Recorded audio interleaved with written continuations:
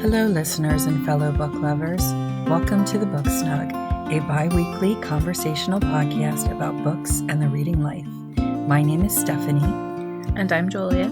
We're a mother and a daughter who love reading and talking about books, the ones we adore and the ones we don't. We're delighted you're here, so grab your favorite hot drink or ice-cold beverage and settle in for another cozy, bookish chat.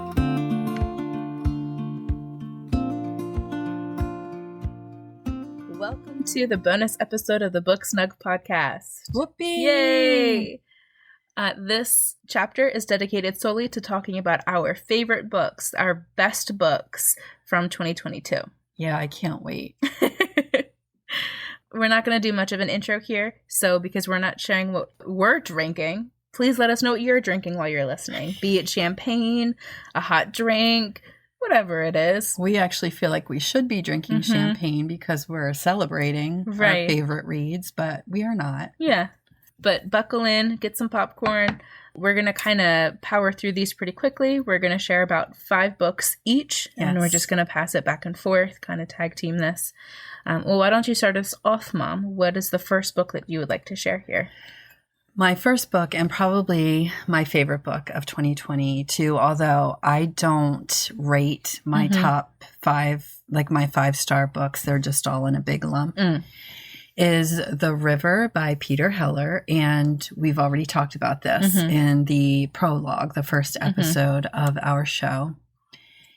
This book is about 2 young men, college-aged men, who are on a canoeing trip in Maine and come across what could possibly have been a murder. And the story goes from there. The reason I love it, and I'm not going to go into a whole bunch of detail because I already talked about it. Great writing, great nature writing in particular. Loved the friendship between the 2 young men, was just fantastic. It was thrilling. It's not really fast paced, but it's very suspenseful, and it is a survival story on top of a mystery. And I just realized that that's a combination I love. So because of that, because of all of those things, it just was a great reading experience for me. I loved it, and I can definitely see myself rereading it, which is always a good indication that it is a great book for me. Yes. So what's your first book, Julia? So this first book is actually, I think, my favorite book from the entire year as well. And that is All the Light We Cannot See by Anthony Doer. I don't even know how to go about beginning to explain this story because there's so much in it. If I would give it a shot, I mean, there's 2 main characters. It's a dual timeline with 2 characters. Werner is a young boy in, I believe it's Austria. I think it's Germany or Austria, living in a very, very poor orphanage. And then we have Marie-Laure, who is a young girl living in France with her single father, and she is blind, specifically in Paris. And her father is the keymaster or locksmith for the National Museum in Paris. And their stories kind of intertwine as this book is set around the beginning of World War II, right, as German forces are pulling together, and then will ultimately enter into France. Within that story, there's also the story of this gem, precious stone, with the story that whoever holds this stone, no harm will come to them. But anyone around them, harm will come to. And because Hitler and the Nazis, Hitler specifically wanted to gather all of the artwork, all of the fabulous artwork, treasures, etc. He was on the hunt for this stone. And so in the National Museum where it's kept, there were a couple copies made and then sent out with a couple of people. And Marie-Laure's father is one of those people that's given possibly the replica, possibly the real thing. And so it's the story also of trying to protect this. It is a powerhouse of a story with soft, magical writing. This book has one of the most profound stories of tension that I've ever read. I felt like I was a rabbit being chased by a fox, and I've never read anything of tension like that before in my life. And then the ending, it just pummels you, and then ties up in a really nice little ribbon. The chapters are really short, maybe like a page and a half, and then they flip back and forth. Yeah, that makes for very propulsive reading. Yes. I think the overall feel of this book, I would kind of describe it as it's a hard book to read, but it's reading like the book knows it's hard and it's hugging you throughout. Mm-hmm. I don't know any other way to say it than that. It is hard topics, but handled with such care. Yeah. It's like Anthony Doer is purposely selecting each word. It's like he's crafting spells in the story. It's phenomenal. Yeah, the writing is exceptional. Yes. I remember that feeling when I was reading that book. It just felt almost sparkly. That's how the writing felt to me. And probably one of my all-time favorite books for sure. Yes. And I finished reading this book after a very difficult time for me. And so I think that that's maybe why it feels so gently traumatic, I guess. But it's so true. Yes. Like those are odd words to put together, but I definitely think you're hitting the nail on the head. Yeah. It's softly done, but doesn't shy away from what the realities of that time was. Yeah. So fabulous hard book. It is a World War II book. Yes. So it is historical fiction, and I know people are saying that they're tired of World War II books, but this is a cream of the crop book, and it's not just about World War II. There's so much more going on. Yes. And I mean, I guess that's a good disclaimer. I tend not to read World War II books. I have one on my shelf that I've had for years and I'm avoiding reading. I've been to Dachau in Germany, and so World War II books for me are hard. Very, very hard. Yeah. You can't stand in that chamber and look at the spigot and not have that affect you the rest of your life. So I knew that this was going to be a World War II book going into it. I was very aware that it was going to be difficult to read, but still an absolutely spectacular book. I think one of the best that I've read in a very long time. I wholeheartedly agree. I read it several years ago, but I need to reread that book. What's your next one, Mom? Okay, book number 2 for me, this is another 5-star read, is Piranesi by Susanna Clarke. I don't know how to talk about this book because if what I'm saying interests you, you should go into this book knowing as little as possible. It's what I would call a soft fantasy. You're definitely someplace not of this world. And there is a mystery at the heart of this book. And that's probably the main reason I picked it up, because someone described it to me as a mystery. I'm going to read the back just to give you an idea of what you're getting into. I don't always like to read the blurb on the back of the book because sometimes I think they give too much away. But this first paragraph, I think, will just give you an idea of what you're getting into. It says, Piranesi's house is no ordinary building. Its rooms are infinite, its corridors endless, its walls lined with thousands upon thousands of statues. Within the labyrinth of halls, an ocean is imprisoned. Waves thunder up staircases. Rooms are flooded in an instant. But Piranesi is not afraid. He understands the tides as he understands the pattern of the labyrinth itself. He lives to explore the house. When you first read this book, you will be completely and utterly confused. But that's because Piranesi is confused. He's trying to figure out where he is, what is going on, and why he is seeing some of the things that he is seeing. This is written as a journal for the most part, at least in the beginning. And even the way the journal is set up is very confusing. So if the book sounds good to you, Julia, or to our listeners, this is the piece of advice I would give. Just hang in there. Accept the confusion, because the longer you read, the more you will understand. And you are going to start understanding right along with Piranesi. He doesn't live in this mansion, this labyrinth alone. There is another person that he runs into every once in a while that he calls the other. But as you're reading, you get more and more bits of information, and till the end, it's just, I don't know, it's just a fascinating ride. Mm-hmm. There is plot in this book, and it becomes more plot oriented the further into the book you get. But in the beginning, it's more just description of this world. And I loved it. It was unusual. If we would have had a category for most unusual book for 2022, this would have been the book that did it for me. And Susanna Clarke just writes, I don't want to use the word beautiful because everybody's going to think, oh, all flowery. No, it's just very evocative. And she creates such an atmosphere, such an environment with her writing. Just love, love, love this book.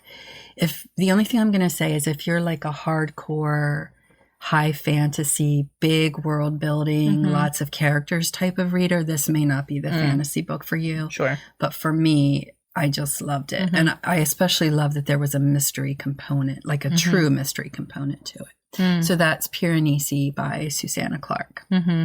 Highly recommend it. Yeah, it sounds really good.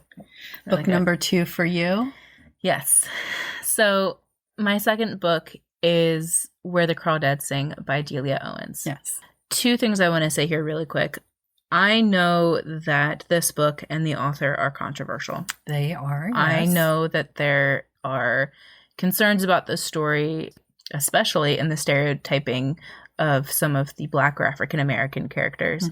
I also know that Delia Owens has a history in which can be considered alarming, specifically with her time spent in Zimbabwe. Yeah.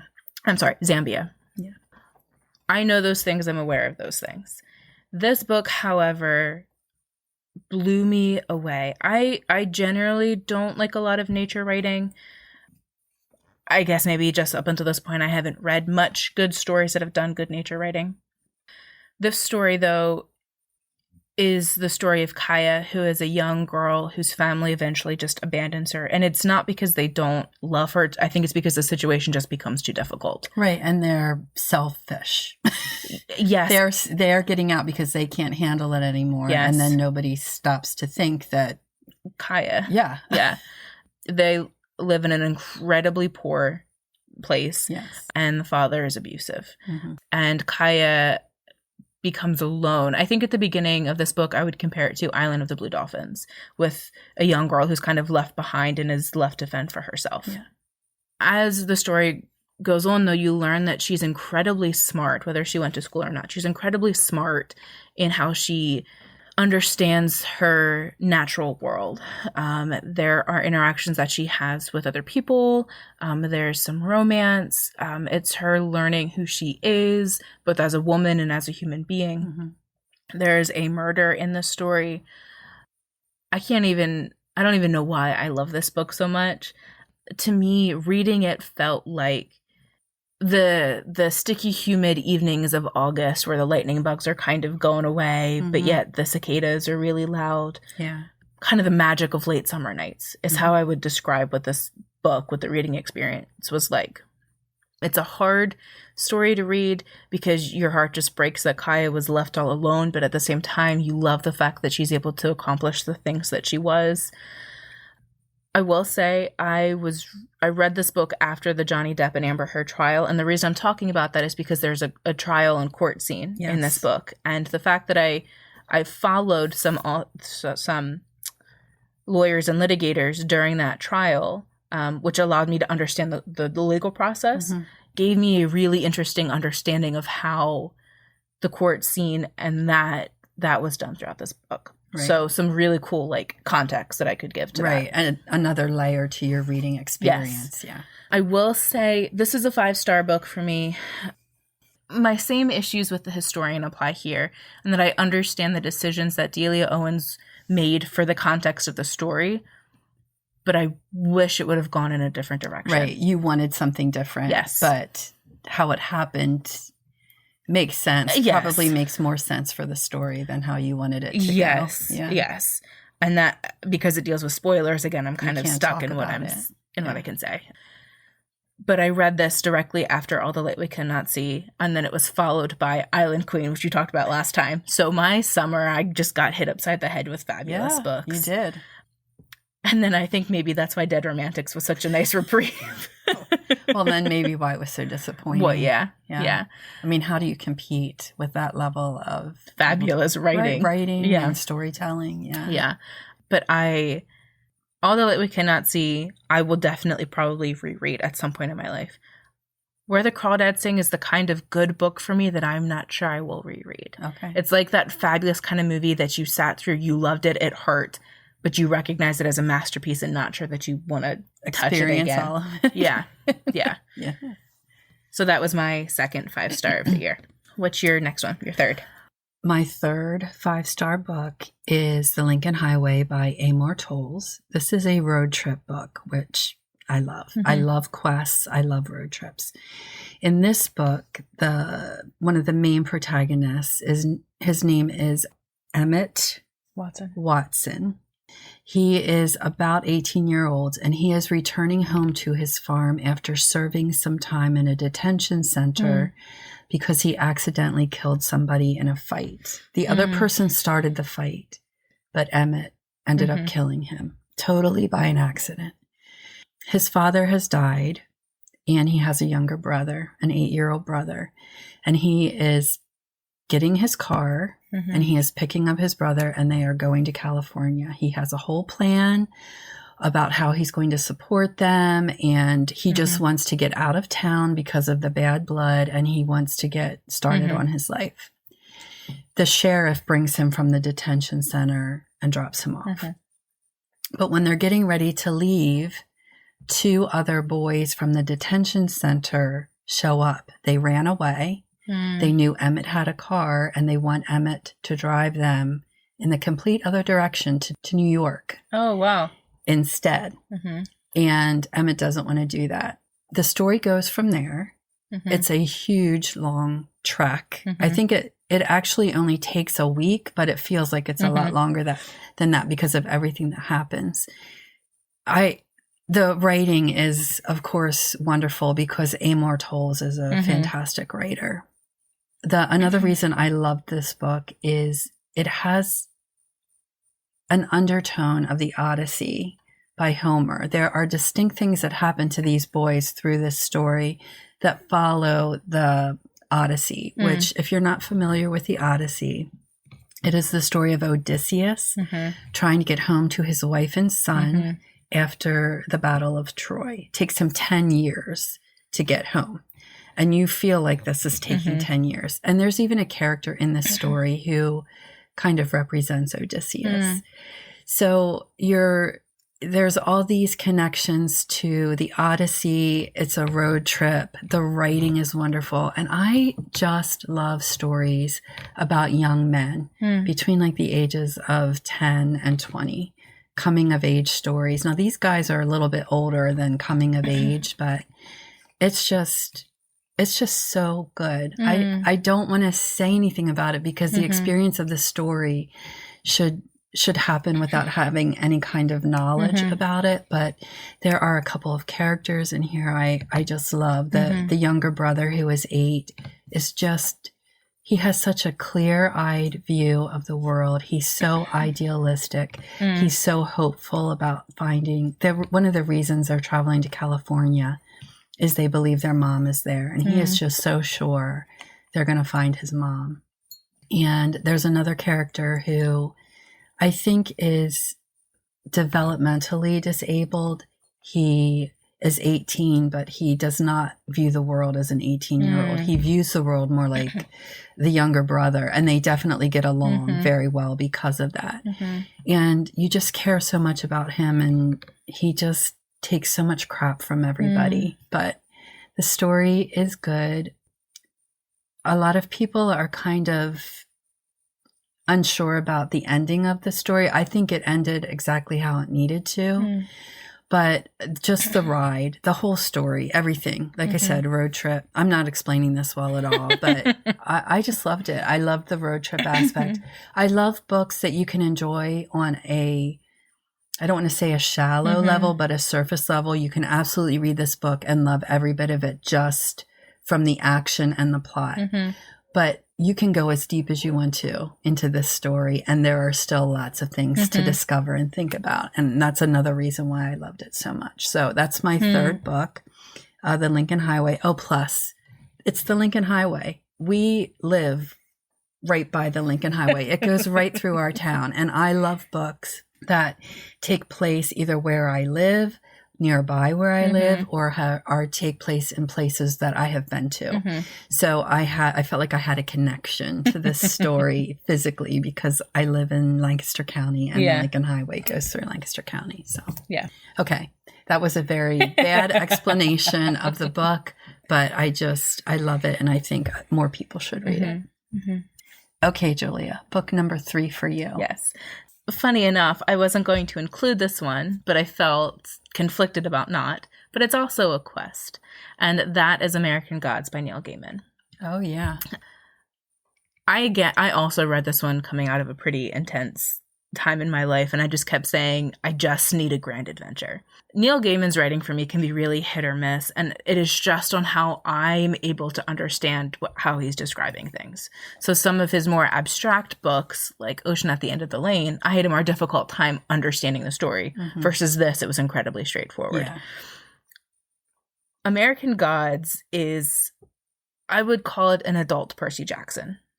It deals with gods, and there's even some folklore. You meet Paul Bunyan and some others in there. I forgot about that. But it focuses on the main character, Shadow, who's come out of prison, and his life takes a pretty major negative turn right as he's coming out of prison, which goes on to be a pretty major part of the story, which is why I'm not giving any details about that. But on his way home, coming out of prison for this situation, he meets somebody called Wednesday. Yeah. And you come to find out that Wednesday is the All-Father, so Odin. And a Shadow. You know that early on? Or are you giving away? I'm not giving away anything. Okay.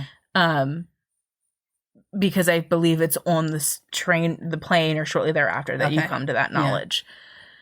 And Shadow gets thrown into this realm working with Wednesday, where he meets all kinds of other godlike or mythological characters. You see gods from Hinduism and ancient gods. And then there's conversations about modern gods, so media and fame is, I think, in there as well.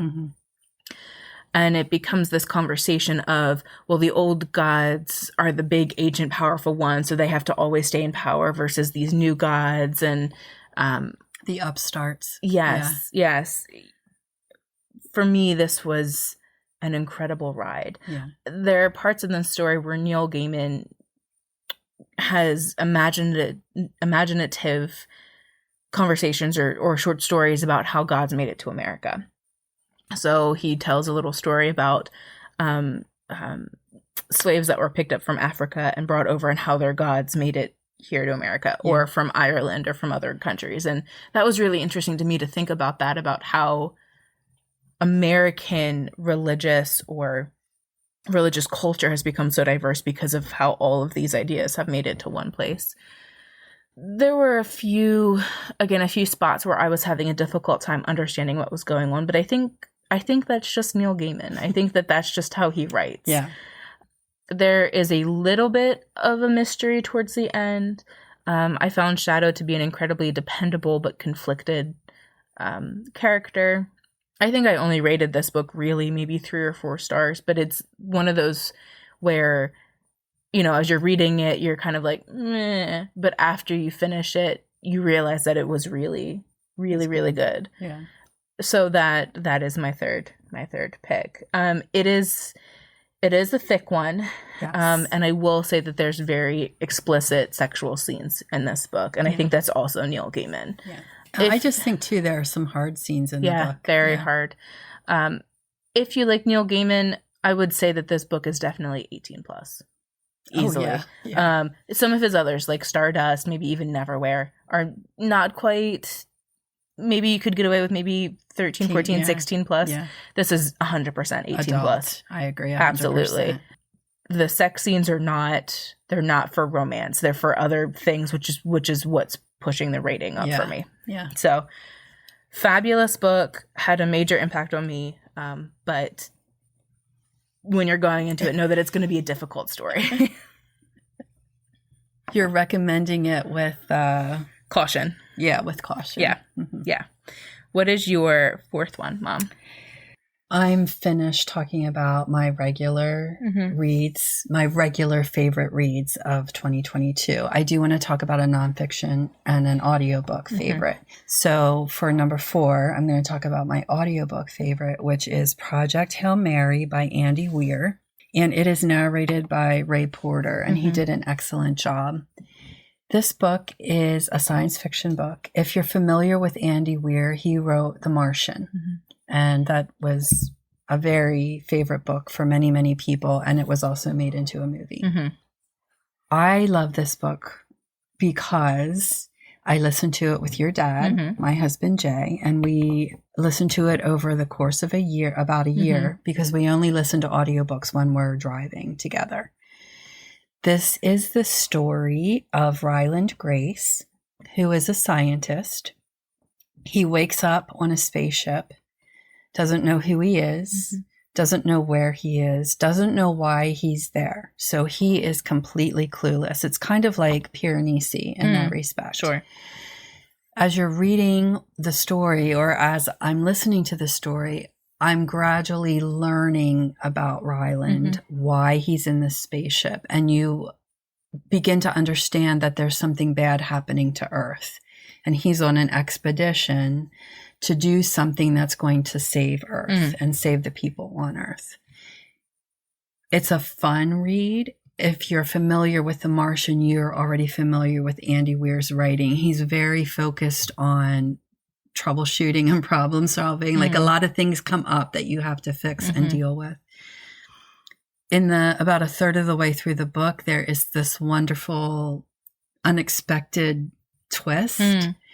And then from there, the story involves that twist. Listening to the book on audio really works well with that twist. There's a particular thing about it that makes hearing it instead of reading it work what I would say is better. Okay. It's a great book. It moves quickly. You learn a lot of sciencey things, but you can let those go in one ear and out the other if you want to. But if you're like Jay, he loves that kind of stuff. He's a scientist. And so he loves listening to how this scientist on this spaceship is problem solving this particular issue. So it was a lot of fun. I thought the ending was perfect. I wasn't really sure how Andy Weir was going to bring this ship into port. Like, quote unquote, bring it back. How was he gonna end this story? And he did a really good job. So just overall an adventurous, fun read. I really enjoyed it. The Martian was an enjoyable movie to watch, and it's definitely a book that I want to read at some point. I almost feel like they're making this into a movie, or maybe I'm just wanting it so badly that I think they're making it into a movie. And that's the other thing. As you were talking, I was reminded of both the movie Passengers with Chris Pratt and Jennifer Lawrence. Yes. Oh, yes. Where he wakes up suddenly in the middle.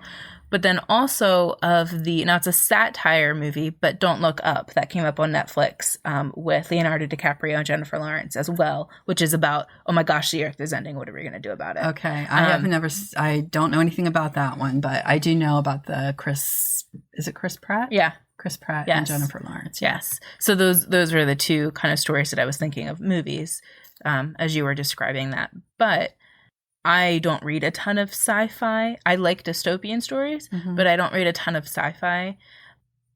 So I think I definitely need to put Andy Weir on my list and read some of those. Well, if you're going to read this one in particular, definitely do it through your ears. Sure.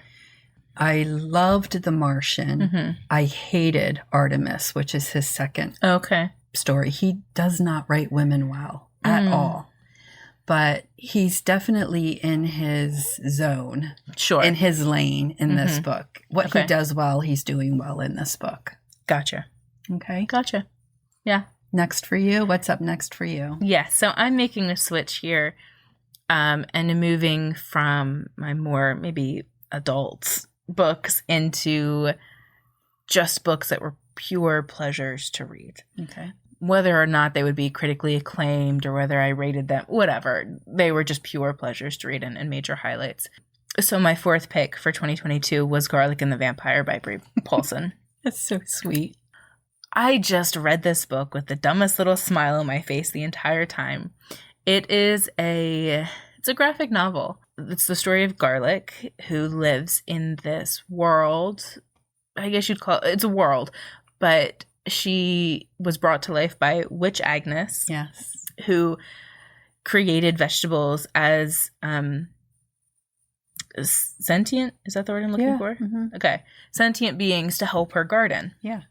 But along the way, one of the more crotchety vegetables, I think he's an asparagus, discovers that a castle on the hill has smoke coming out of the chimney, which then leads them all to believe it's a vampire who's going to kill all the people in the village, which is then going to impact Witch Agnes's business because, oh no. They buy her vegetables. Right. Yeah.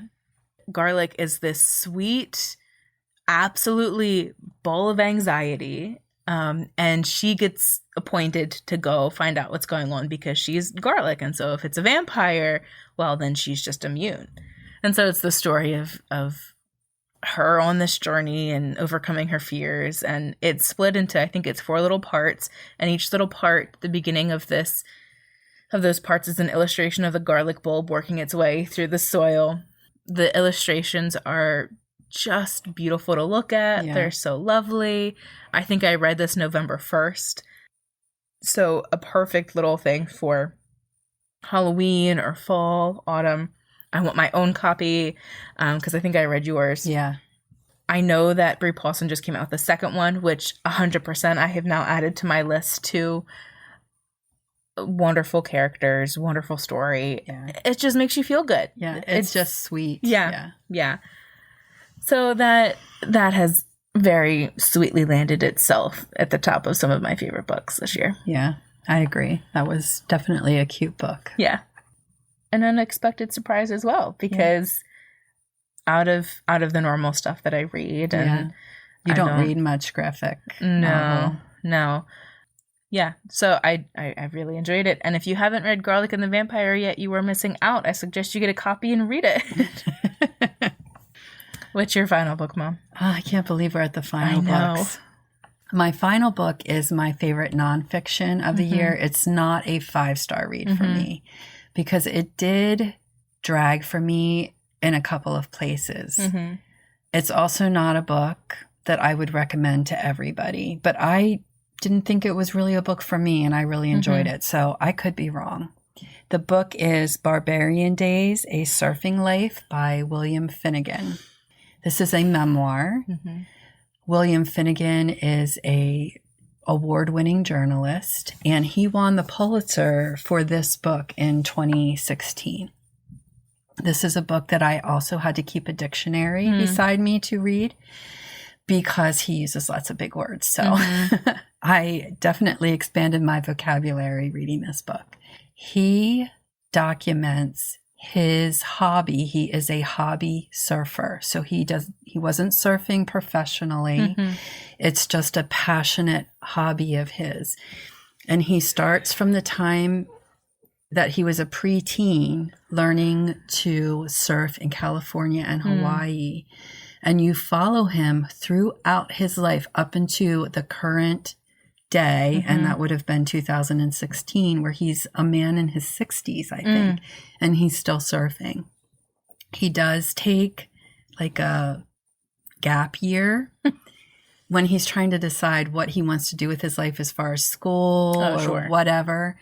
And he travels the world surfing, staying pretty much in Southeast Asia, the South Pacific kind of area, surfing. And you learn about all of his experiences.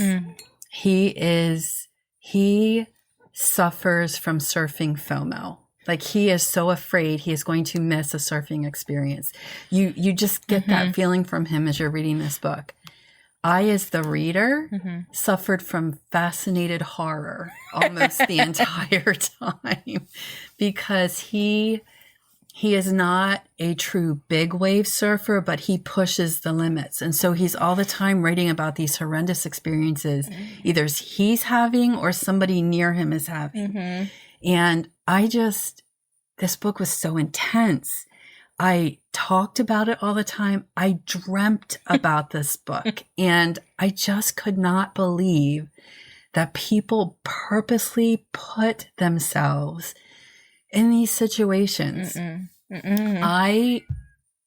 I love the ocean. I love getting in the ocean. I love riding the waves, body surfing, boogie boarding.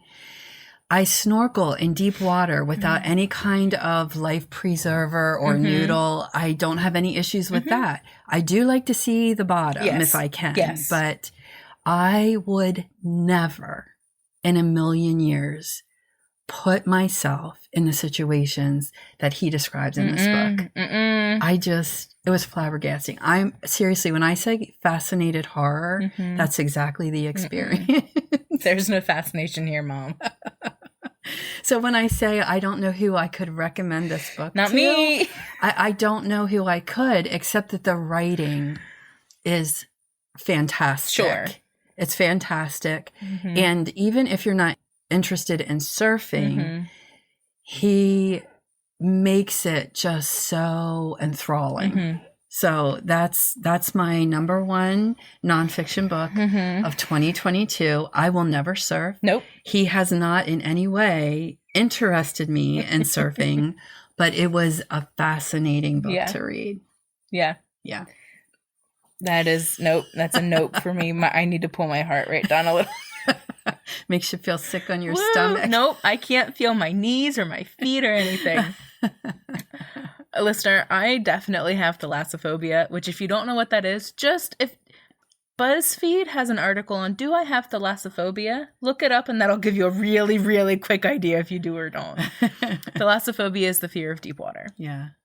So I love the beach. I love going to the beach. I love being in the water. I love to snorkel, but I need to see the bottom. 100%. If I'm snorkeling and it gets cloudy and I suddenly can't see the people I'm with, that's a panic attack right there. Yeah. And my stress streams are tidal waves. So in order for me to continue to enjoy going to the beach, I would never read this book in any way imaginable. It didn't impact my enjoyment of going to the beach, but it certainly enlightened me as to like how waves behave and the danger of them that I really was not aware of before. And I think I might have preferred to stay ignorant. Yeah. Yes. So when I was in Hawaii for a mission trip a couple years ago, which, hello, I was in Hawaii for a mission trip. Yeah. All right. We went to a black sand beach. I don't remember the name of the park. Please forgive me. But we were in the water. It was calm. And the moment I turned my back to say something to somebody, I got smacked on my face. And the rule in Hawaii is you never turn your back to the water. Yeah. So I learned my lesson. Well, right. But I was totally tricked because it was totally calm. The people that we were with, nothing was happening. I turned my back and got smacked to the ground. So 100%, I don't mess with the waves in some of those parts of the world because they're gnarly things. Yeah. Even when we were at the green sand beach, which really fun experience to get to, I didn't go any further than my waist because the water was so choppy and it opened right out into the sea because it was a little cove. Yeah. I don't mess with that. Ben wants me to get my scuba license and I don't know. Yeah. I would only do it if I'm ever scuba. Like I would only ever scuba if I'm in like the Keys or in super crystal clear water. 100%. Yeah. When we snorkeled. I'm right there with you. Yeah. We snorkeled in St. John a couple years ago and there was I don't remember where we were, but it was a huge, like really deep part in the water. Key. Yeah. Nope. I think I squeezed Ben's hand so hard as we were snorkeling that it turned white. But even then, you could see the bottom. Yeah, but not really. Dark. Yeah. Yeah. No. Yeah. So this, like I said, I'm not sure who I would recommend this to. I enjoyed it, and all I can say is it was quite an intense reading experience. Right. Yeah. Well, I'm glad you enjoyed it. So do you have something a little bit lighter that we can talk about? I do. So this was a nostalgia read, and it was The Legend of Holly Claus by Brittney Ryan. Yes, yeah. This is definitely, a thicker middle grade. It's not even, I would say, young adult. It's not even there. Grade, yeah. But the reason that this is such a high point for me in reading is, I mean, it's a Christmas book, but it is decked to the very top. Peace and joy. It is snowy and festive. Throughout the book, there's themes of love and grace. And Holly is one of the sweetest characters I think I have ever read or anybody could ever read. She has fun friends. There's just the right touch of imagination and not even whimsy, but invention, creativity. There's a nice little love story that plays into this. It was such a joy for me to read during Christmas that I really looked forward to going to bed to read it. Yeah. So, like I said, it was a nostalgia read, whatever, but a really, really nice point in my reading in 2022. Yeah, that sounds like it. Yeah. So that's a reread for you, yes. too. Yeah. I mean, it's been several years, but yes, a reread. I had several rereads on my 5-star section of Goodreads this year. I don't count them in my favorite reads because I already knew they were my favorites. Yeah. Right. Yeah, I had things like The Little Princess and The Hobbit and Persuasion by Jane Austen and Alter in the World by Barbara Brown Taylor. So just, I do a lot of rereading for comfort every year. Yeah. Okay. Well, that was fun. Yes, it was. We covered at least some of our top reads of 2022. We'd be here a lot longer if I listed all of my favorite reads, but those are a good smattering of the books that we enjoyed. Thanks so much for spending part of your day with us. We'd love for you to continue today's conversation at the Book Snug _podcast on Instagram and at the Book Snug Podcast on Facebook. All of our episodes can be found wherever you listen to podcasts, as well as at our website, thebooksnugpodcast.buzzsprout.com, where show notes for every episode can be found. We'd love to hear from you, so email us at thebooksnugpodcast@gmail.com. As C.S. Lewis, one of our favorite authors, famously said, "You can never have a cup of tea large enough or a book long enough to suit me." And we wholeheartedly agree.